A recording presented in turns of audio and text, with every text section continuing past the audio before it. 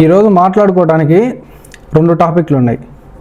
ఒకటి వచ్చేసి SC ST case విషయంలో సుప్రీంకోర్టు ఒక సంచలన తీర్పు ఇచ్చింది, కొన్ని మార్పులు చేసింది. ఇంకోటి పోతే జనసేన గురించి.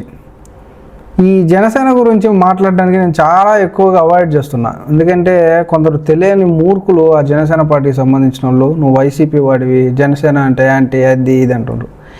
ఎందుకురా నాయన ఇలా బాధ పెట్టడం అని నేను ఎంత అవాయిడ్ చేద్దామని చూసినా కూడా ఈ జనసేనకు సంబంధించిన కొందరు చేసే పనులు మాట్లాడిస్తున్నాయి. వీళ్ళు అదేదో అంటారు కూడా, కోతి కొబ్బరి చెప్ప దొరికితే ఎట్లుంటుందని.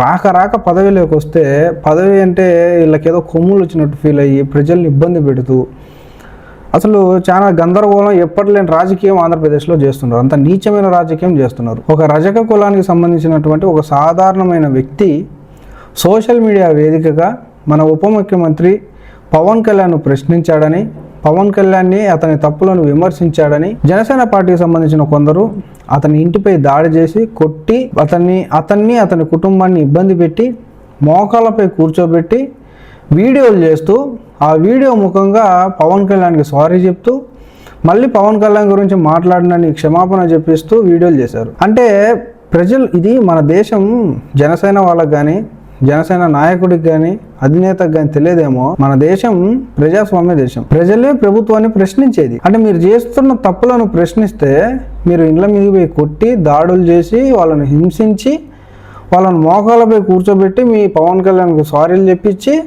మళ్ళీ పవన్ కళ్యాణ్ గురించి మాట్లాడిన వీడియోలు చేసి అది సోషల్ మీడియాలో పెట్టి వైరల్ చేస్తే కొవ్వ అంతా జనసేన వాళ్ళకి ఏమైనా కొమ్ములు వచ్చినాయా?